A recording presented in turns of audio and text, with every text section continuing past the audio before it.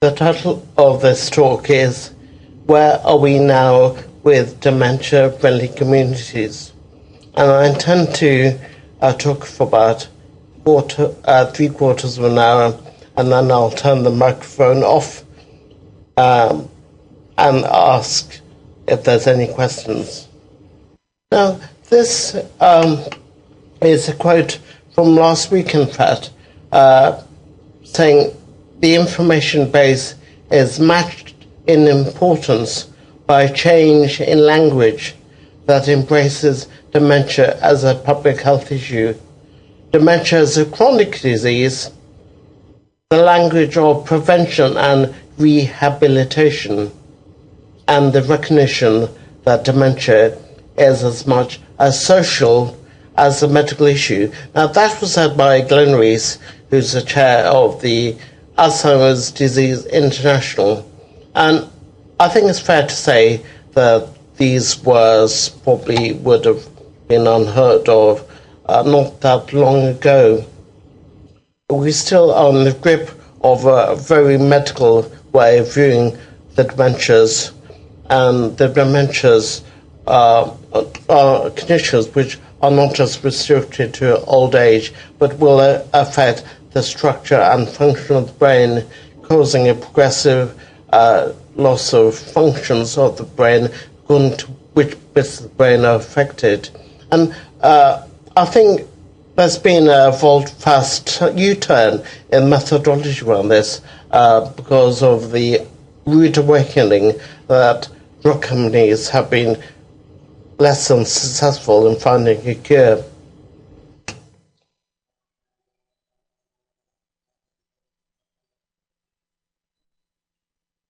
So it came to pass that I ended up in Australia this year, in Western Australia, for the Alzheimer's Disease International Conference this year.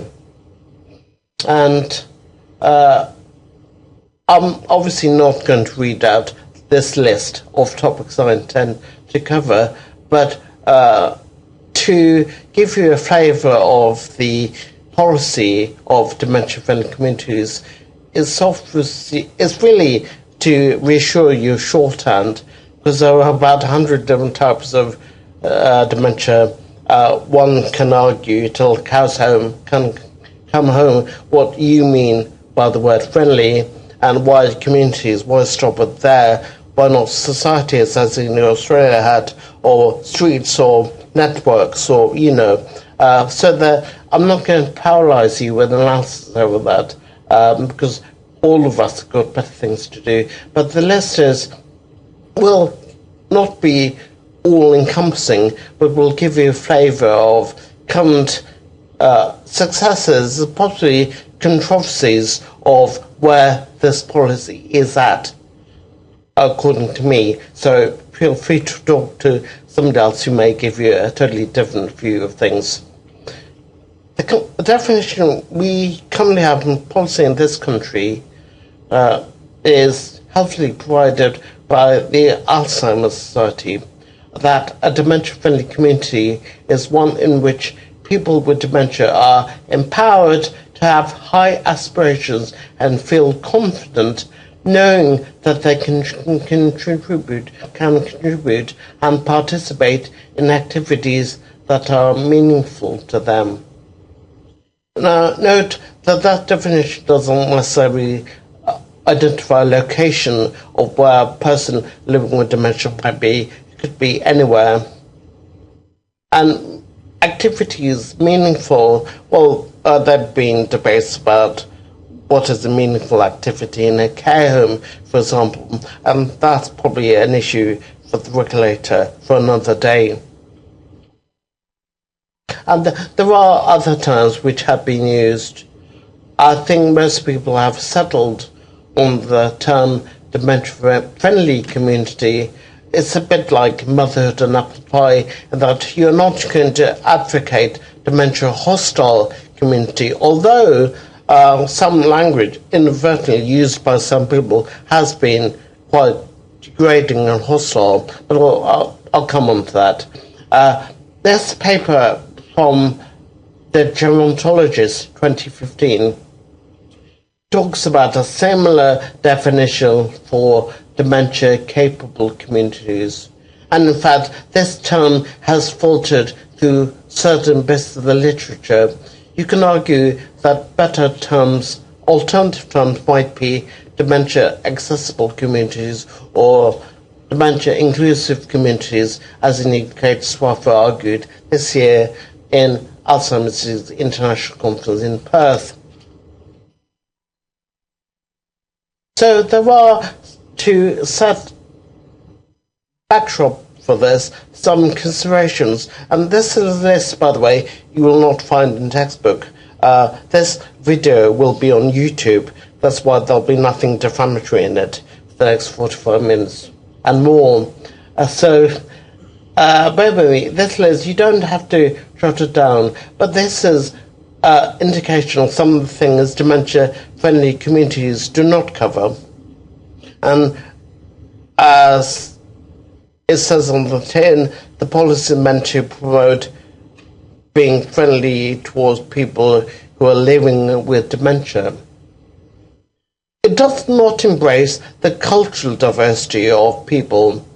This includes policy terms, particularly Black, Asian, minority ethnic, lesbian, gay, transsexual, people with learning difficulties. But one assumes that the diversity is there. It doesn't pin itself down to any particular country. So save discussions of private public healthcare for another area. Doesn't tell you about whether you live or not at home or in a care home or a hospital.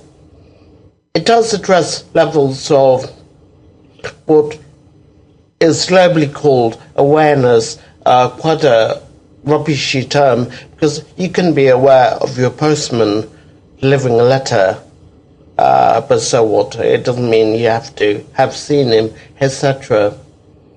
But the issue about this is that with better public education, hopefully stigma and prejudices will be mitigated against. It's dependent on, to a large degree, on some degree of social movement, willingness of volunteers to spread a message. Now, in fact, to give you a brief comment, when this came about in England, there was some issue about whether people were being mandated to volunteer, whether this was actually squashing genuine volunteerism, or whether it was actually encouraging a lock-in to a particular charity. But these are not particularly fruitful discussions, although you could spend a long time on them. Professional attitudes, well, yeah, I think it must be the case that different people, different training will have different views, some historic, so necessarily policy has to embrace that. And the last point is really important. The words are involvement, engagement, underplay what should be happening, which I believe should be leadership by people with dementia. Involvement and engagement rather sounds like me, pardon the phrase, bums on seats, bordering on tokenistic email numbers. And yeah, that's another discussion which I'll elaborate upon as part of Dementia Friendly Communities. And why that is important is what one assumes the policy is not trying to promote is victimhood. Somebody once coined the term dementia aid, like Live Aid, and this, one could argue, is the wrong tone of discourse. So, the Alzheimer's Society, in conjunction with various societies, have been leading on this through a number of documents. And you can lead on this without having the evidence for it, in theory, but it happens less than half of those respondents to the survey, their survey, thought this area, community area, is geared up to help with them living well with dementia. 42%, 50% think their community was rubbish or not geared up. More than half of UK adults surveyed felt inclusion is fairly bad or very bad. Now, obviously, that's not, however, you to find the semantics of the question not a great result. So, 2013 saw the Alzheimer's Society come up with a list which more or less has been agreed upon around the world. These covering issues I've alluded to. There's been some issue about early diagnosis. Do they really mean early? In other words, you can get a diagnosis of some dementia in utero, in the womb. How early do you want to get it? The terminology is now moving towards timely, embracing the idea that the diagnosis should come at the right time for that particular person. And because some of the delays in diagnosis are because some people are not given the diagnosis by doctors. Some of the reasons are that somehow the medical profession isn't encouraging diagnosis from people, or some people in the public do not want the diagnosis. But that's a totally different discussion. A lot's been written about it. The issues about community-based outcomes, I'm going to come on to that. Easy to navigate environments.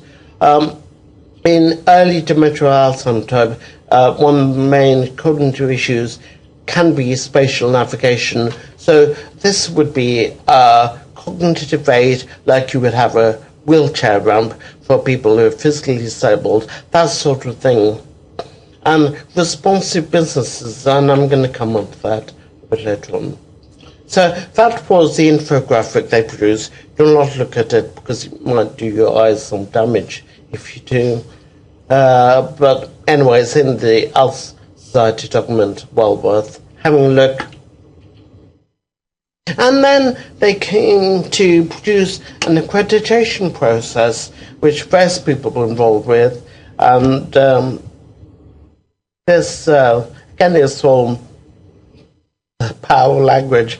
They call them standards, partly because they came from a board involved in making standards, but they're essentially specifications. And the problem with using word standards implies that it's possible to miss the standard.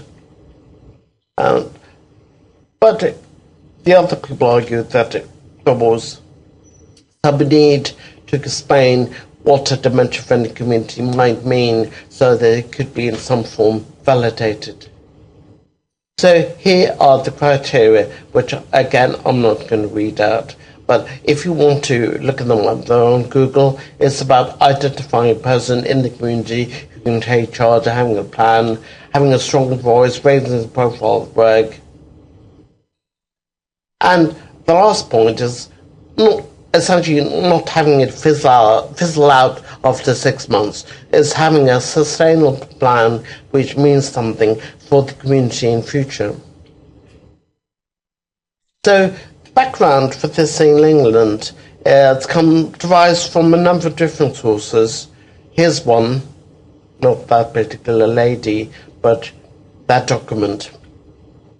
And their suppositions were as follows: find way around, be safe, yep, access local facilities, yep, and maintain social networks. Some of us believe strongly that people who have done relatively well are people who geared up their networks, meeting people, talking to people, even on Facebook or Twitter, and meeting people in real life, and that somehow has a beneficial cognitive effect. And I think probably we'll see much more on this, and this will also reshift the narrative for what living better with dementia might be.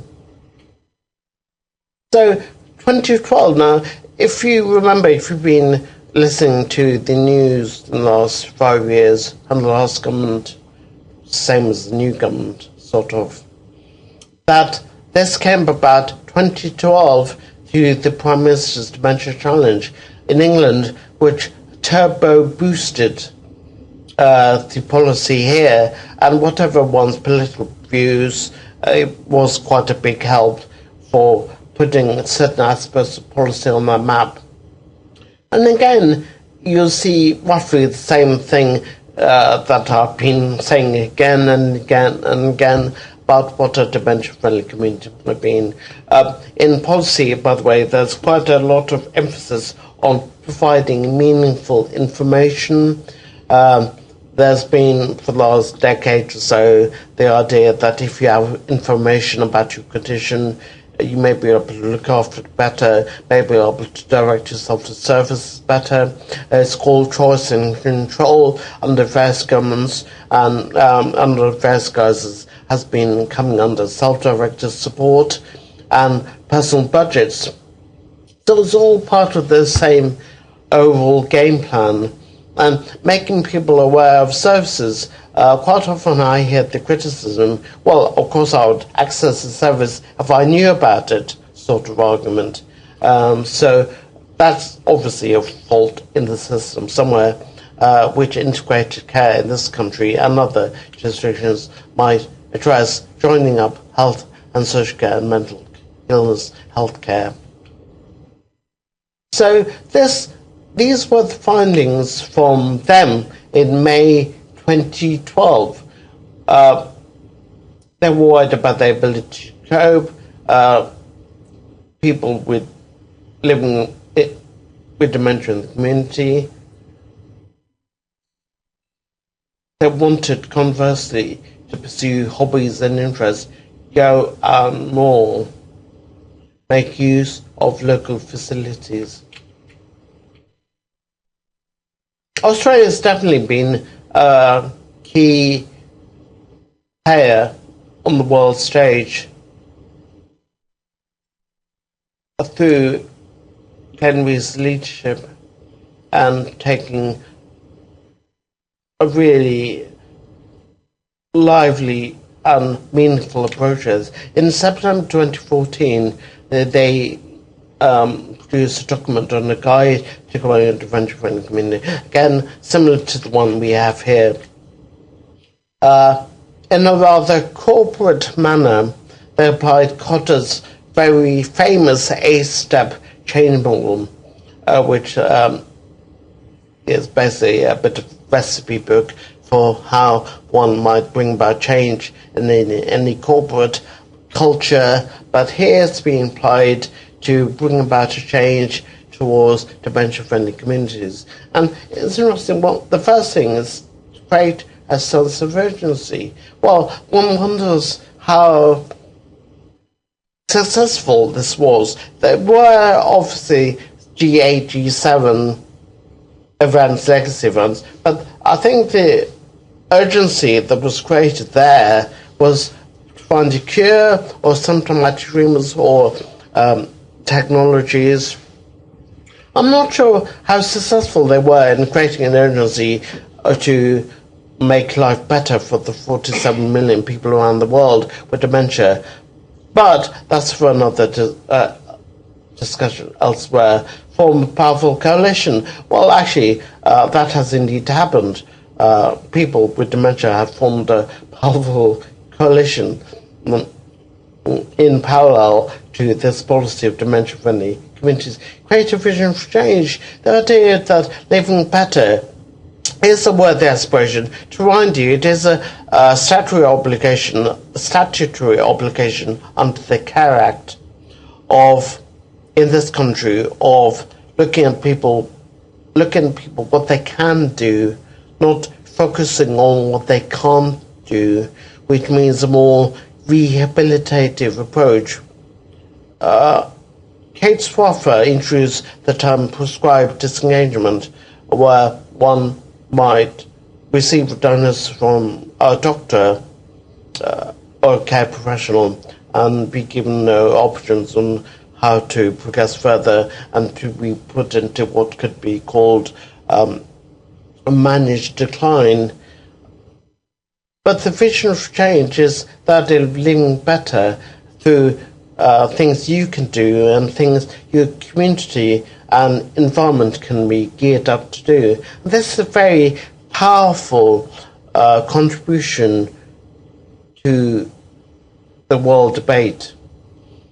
Create short-term vision, build on change. That's the idea that people want to have symbols of change.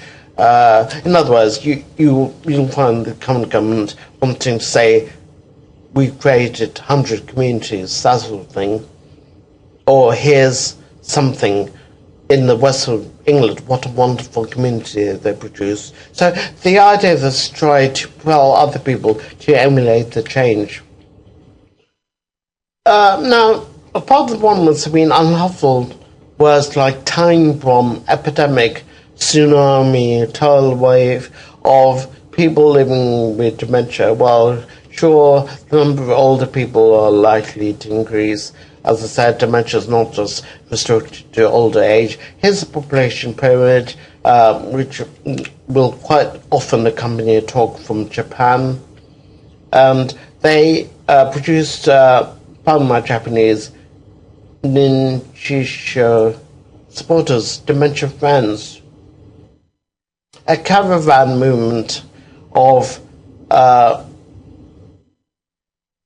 people who are willing to sign up to a big social movement about being trained. They use the word trained. Here is meant to be called information sessions, but sometimes accidentally slips into terminology of training. But in Japan, there was quite a big change around, changing the word from for dementia, meaning idiocy, stupidity, to cognition disorder.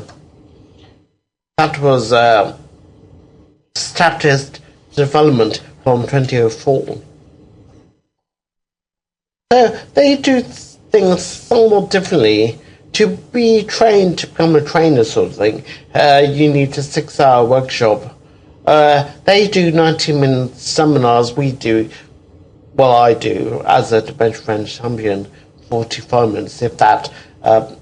People tend to be wanting to not go home, obviously, but catch a train, rather cook dinner. And it's all pretty standard. And it's felt that the English government, UK government rather, wanted to emulate the success of Japan. But it's argued Japan had lessons for the UK. Yeah, meaning that the funding scheme was emulated. Jeremy Hunt, who's the Health Secretary of State rather, his wife is Chinese to my knowledge.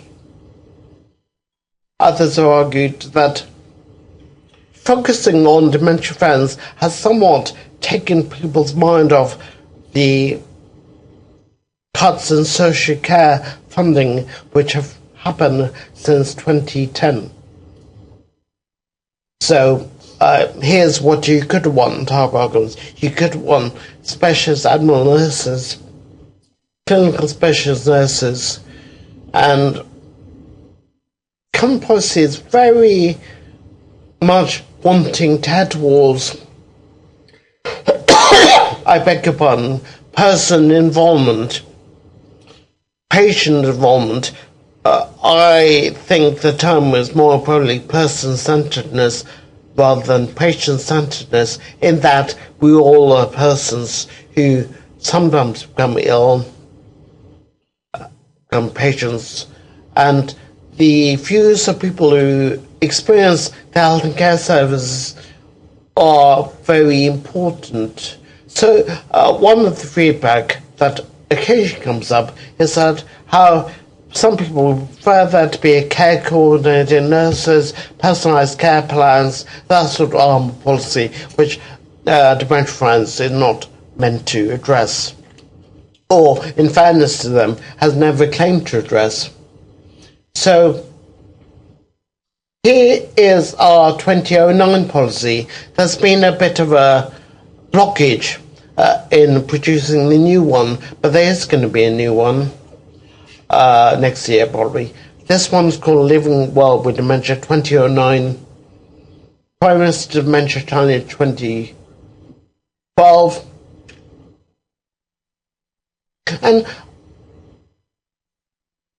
there's no need to read this quote, obviously, but one of the many things around the world is the issue of loneliness, how people can find commonly their direct vicinity of friends contract when they receive a diagnosis of dementia. Now, some people with dementia have also argued that this sometimes comes about because people are moving in different circles. So when they're no longer at work, and people with young onset dementia often find themselves having to decide upon whether they want to stay in work or not. They move in different circles. So obviously if you change job or leave your job, that will change your social network. Notwithstanding that, and across a number of years, there's been concern of the profound,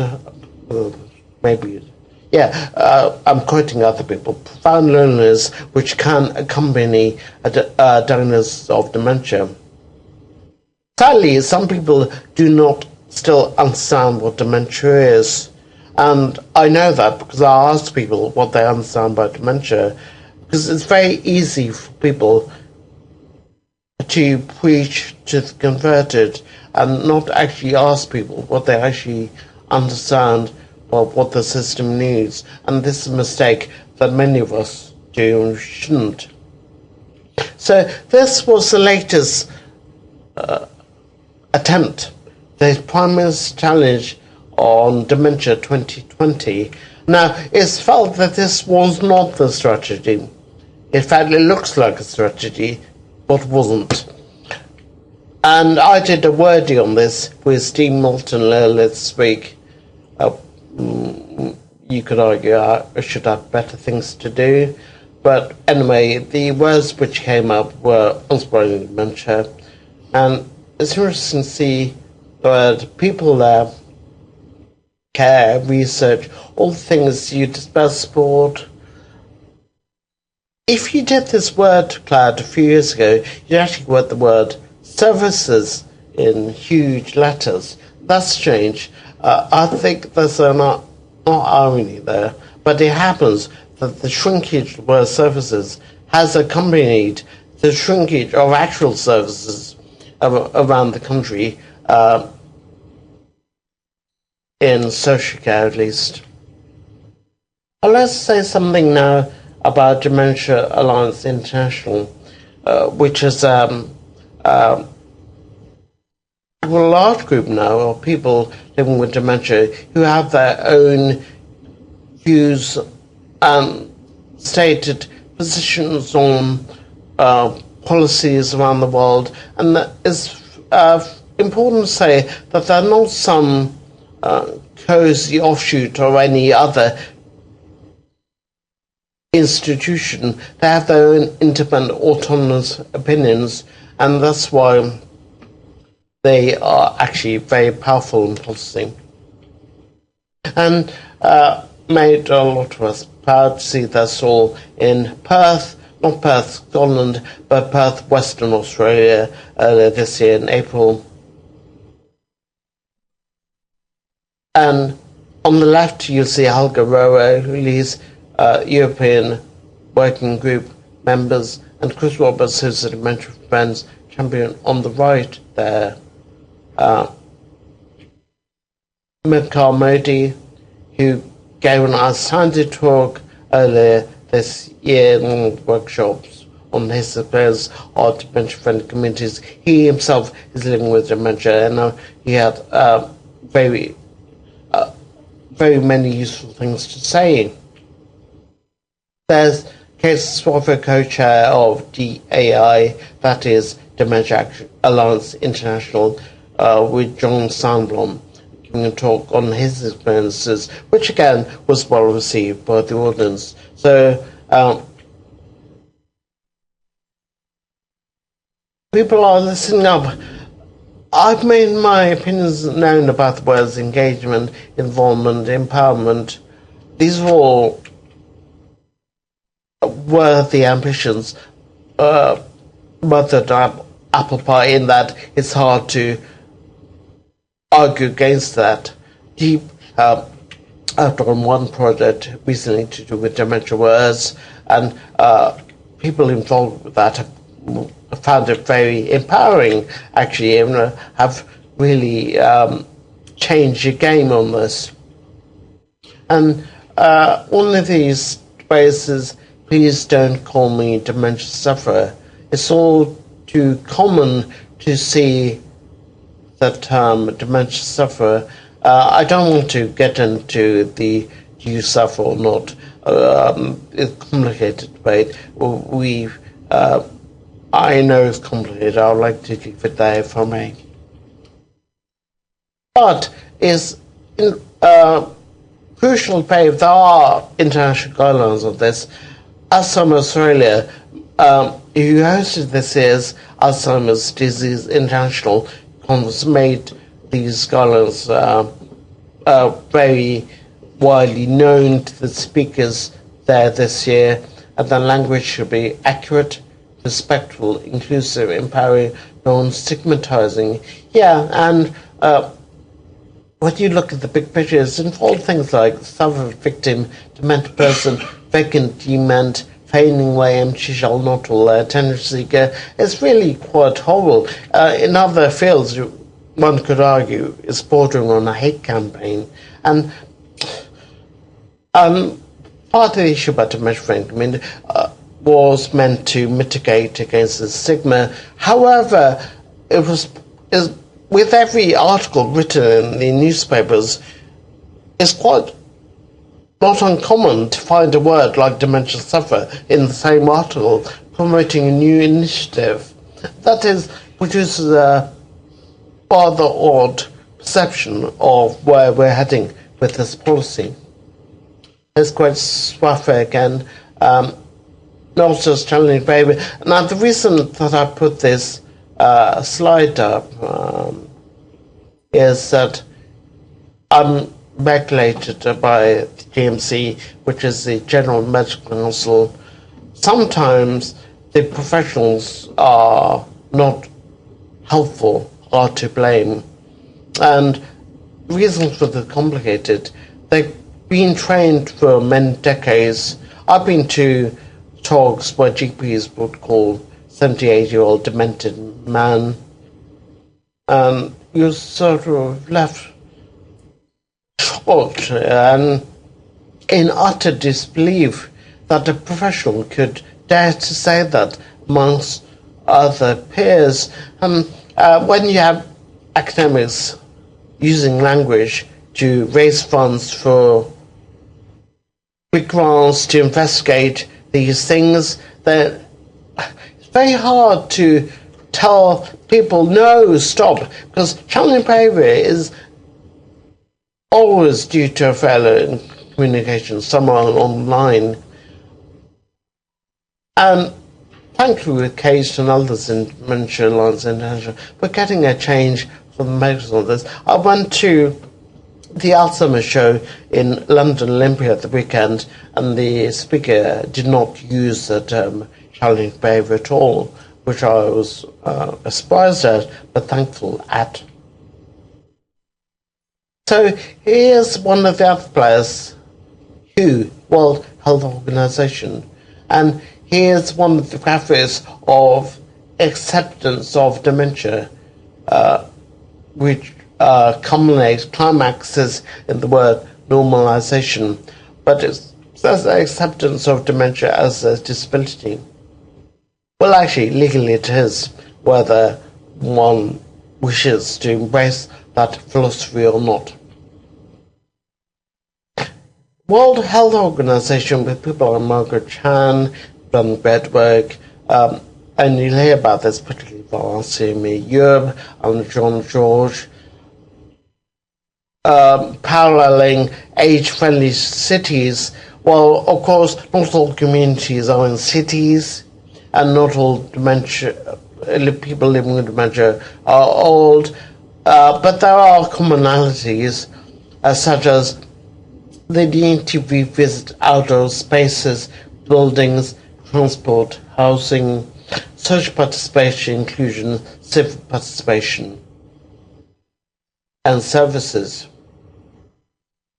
And the age thing is really unhelpful, but the graphic is helpful in that it shows that there's a shortfall which ideally one should make up. That's why I presented it. And earlier this year, ADI produced this document on new domains global examples, and Mark Bourneman's been great in trying, given his resources, try to influence national plans and synchronizing policy. And these were some of his take-home points, which I've covered before. Jacob Roy was the previous chair prior to Glenn, and this was his list. And again, it is the same things I've already alerted to you, and he did a good job too. So here in this country, we have the Single Dementia Friends, where you can go onto the Alzheimer's Society website and sign up for 45 minutes on receiving an information session from a Dementia Friends champion who will produce 2 or 3 activities and help you with 5 messages about what dementia is. And here's one aspect. It is, of course, liable to quite intense marketing on Twitter and places. But here they are in the supermarket. Anti-Tarsos, it's fair to say, is giving huge amount of personal energy into this. This it's not an example where policy is problematic.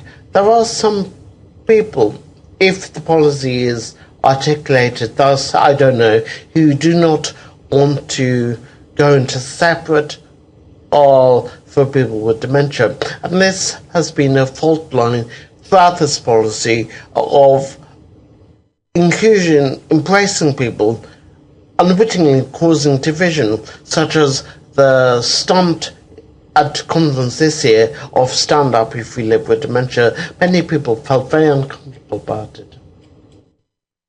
Chris Roberts is from Wales and is a leading Dementia Friends champion. He lives with mixed Alzheimer's vascular dementia at a point when the society, you have to do operation running it, but keep the activities separate.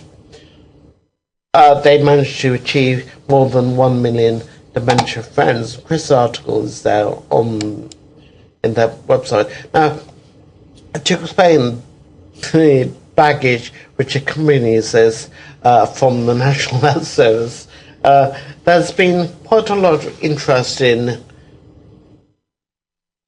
I won't bore you with it, but I'd like to, in fact, about the issue about how what the NHS cannot cope with is another top-down organisation. If there's going to be change, it should be very much looking at patient outcomes, looking at patient opinions, experiences, values, should be bottom-up. So, anyway, this was, this call to action is based on, I would say it's factors are not particularly original and comes from various sources.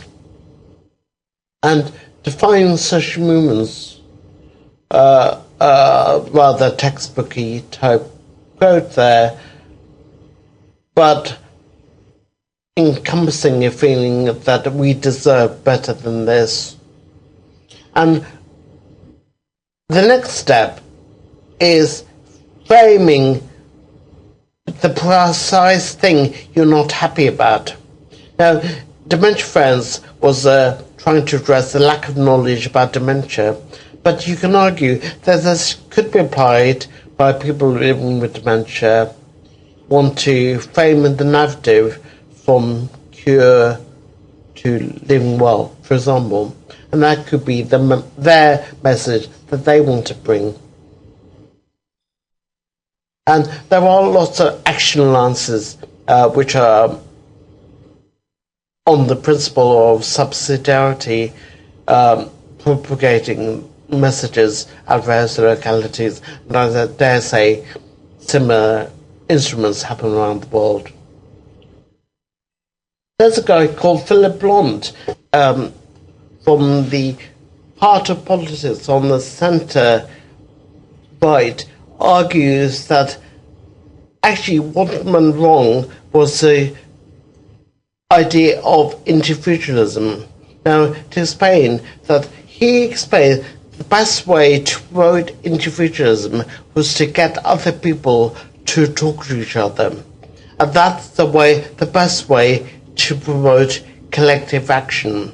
Now, this being politics, he thinks the best way to promote individualism is not a contract with a particular provider, private or public or state, but this was part of a thing called the Biggest Society in England, and some people thought this communitarian volunteerism was a cover for cuts, and this has always dogged the political debate about volunteerism or getting people to be involved in social movements. But if you get a chance, look up Philip Blond and his work in Res Publica.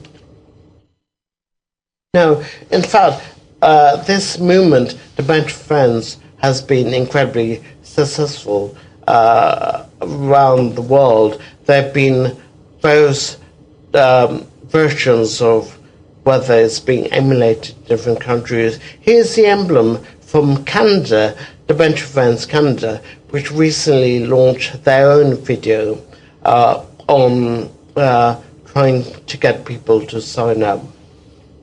Now, you'll notice the colour's different, but actually it's the same emblem.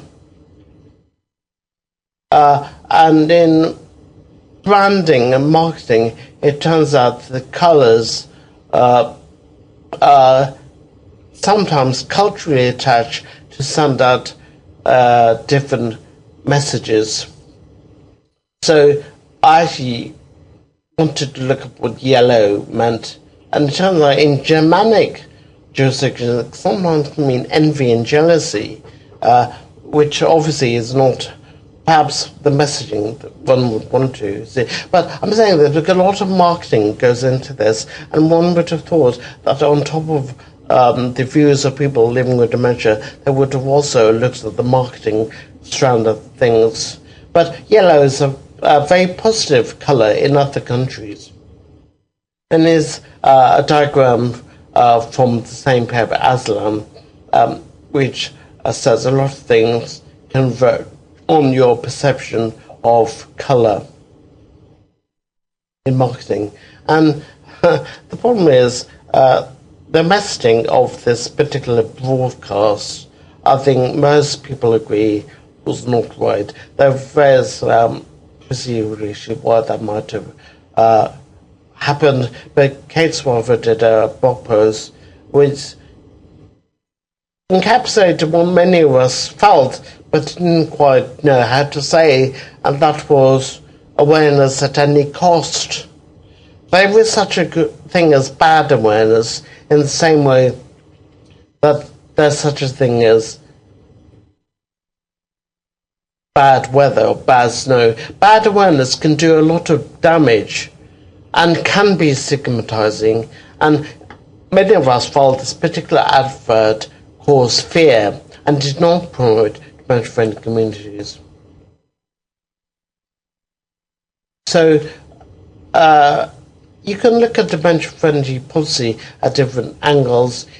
Here's one which relates to your particularly from the Joseph Roundtree Foundation, of importance, place, people, networks, and resources.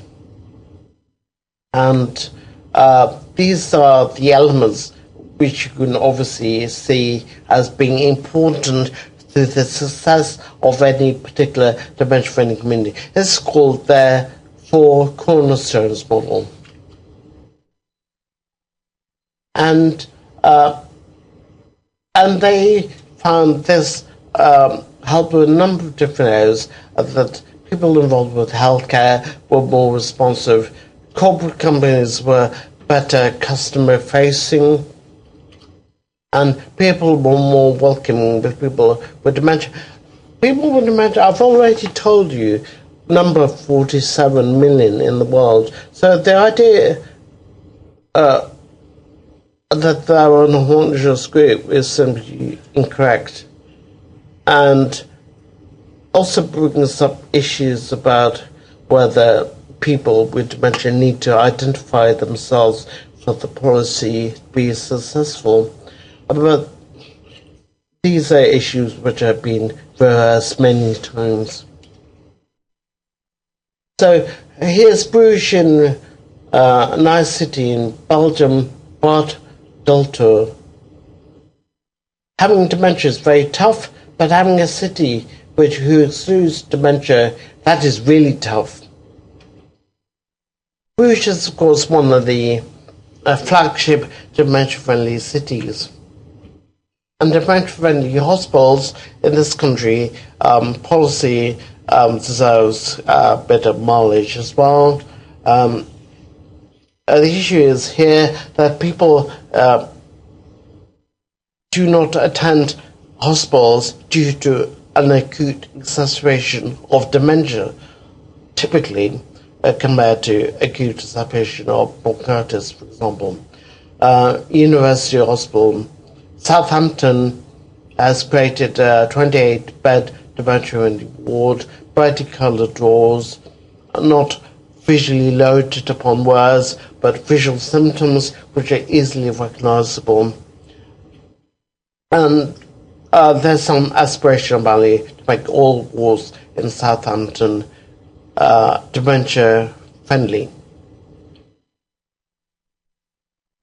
But there were some things that I like to be aware of. In this country, the common government, if they can hold their government together, wants to scrap the Human Rights Act. But human rights is the international phenomenon, and whatever happens here it will not cause this to be abolished, which are the rights of persons with disabilities. And I've told you already, dementia can be classed as a disability. And I'd like to draw your attention to Article 29 there, participation in political and public life.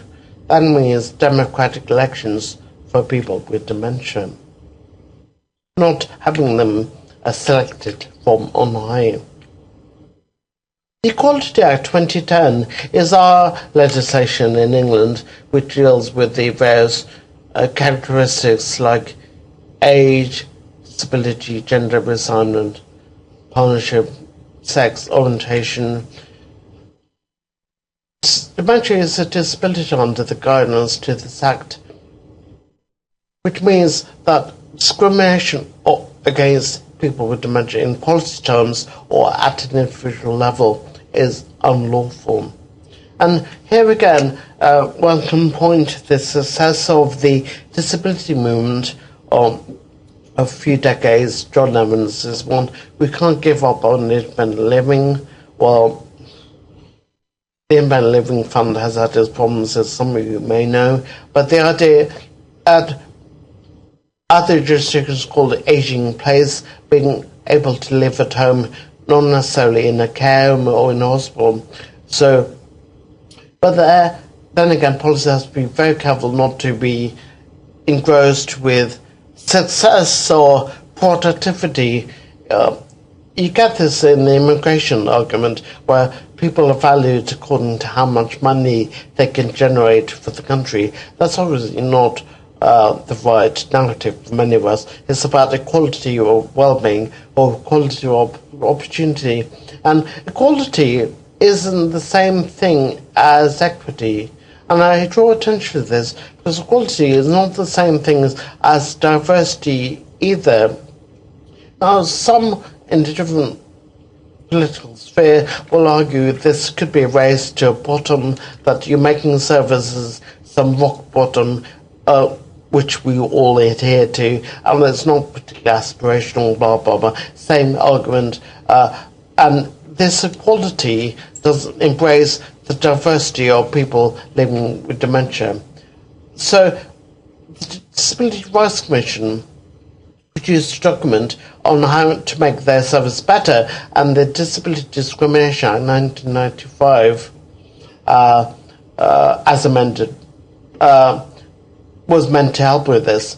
But in 2014, we had this headline with disabled people's access to ICU shops, shocking audit fines. So despite all this legislation, and there is a lot of it, there's been problems in getting this actually happening in reality, and one is worried about Dementia Friendly Communities being aspirational, being used for marketing, not achieving much else. This is Scottish through their rights, right to have a donors, right to proper end of life, and they've really taken this policy head on, and good luck to them. Now, it's thought that many people would experience a very bum deal from the banking sector, and here's a list of some of the issues there. But the Alzheimer's Society produced a document about dementia-friendly financial services. Cynics amongst us will point to who actually benefited from this policy. Was it actually people with dementia? There are some people who have told me they've found a sea change in attitudes and their customer experience is much better. On the other hand, one can argue it's just another way of generating competitive advantage. But as this policy is across a number of jurisdictions, and built environments, here, by the way, is a policy rainbow of factors like education, transport, housing, all the things which impact upon your well-being. And here's the definition of what is an inclusive design, welcoming to anyone, and responsive, flexible, intuitive. And it's hard to disagree with that. Now, that people in the housing sectors have produced a lot of detail on what a dementia-friendly community is. And again, we have the same issues about public spaces, signage, natural lighting, effectiveness of color coding. But this, again, is across a number of jurisdictions. So in Leuven, they have this campaign, or had one, which said, don't forget to go outside, which was an idea that people with dementia ended up inadvertently being housebound, never went outside, which is bad for mental health and physical health. And here there was the inclusive design for getting outdoors study, which has now ended, but across a number of universities, looked at how getting outside could be enabled and how it directly impacted on well-being. Elaine Wismer has talked about dementia-friendly communities in rural Northern Ontario. Really brilliant work. I can't commend it high enough. And often I hear from people living with dementia and people who are not living with dementia is that they would like community friendly to everyone, not just age friendly, dementia friendly, but simply friendly to everyone.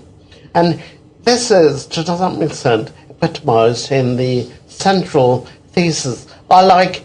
safety of it, the fact that everyone knows everyone, that if somebody's in your yard and if somebody's driving by and that person shouldn't be in your yard, they're going to get hold of you, and they always look out for you. And this is a diagram which just says that we all act as agents in a big network, and B is the person bridging two networks, A and C. A is very tightly bound, what's called a cohesive network. C is very disparate, sparse. But the point about this is that B is a person living with dementia is in a good position to praise people in a C caregiving community or A political community. So therefore B is actually quite a powerful person on this network analysis. And different environments necessitate different approaches. Here's one from Scotland, and I recommend to you Anne Pascoe's work too on rural Scotland.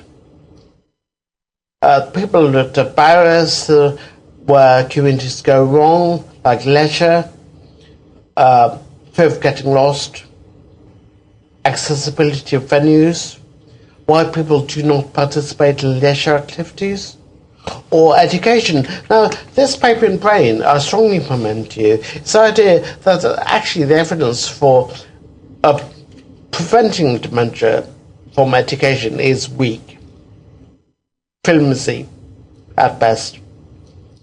But there may be some idea that it could mitigate the impact of pathology, there was online, on the clinical expression of dementia, which is actually really useful. And a common myth propagates from somewhere, I have no idea where, is that people with dementia are unkeen or unwilling to learn new things, which is simply another myth. Yeah, so here's me wearing an extra large Help Beat Dementia a t-shirt, and the issue there is we need more research into living better with dementia, and less marketing and more research into what dementia friendly communities might mean. And I suggest the best way to do this would be to systematically look at the social determinants of health, like housing, transport, leisure, and make sure all the bases covered, and look at the person involvement experience and what they get out of it. And you notice that this week in Carers Week, there have been carers friendly communities. I humbly suggest carers often have different views, typical dementia, and it's a fallacy to necessarily think they hold identical views. So I'm going to leave there. I'm sorry, I have, believe it or not, gone through, despite one phone call, gone through 120 slides in bang on 1 hour. So I'm going to leave there. Thank you very much for your attention, and I hope that the position of you now is knowing a bit more about this policy. I know there were some there were experts in the room, but I hope that you learned something from this talk. Thank you very much.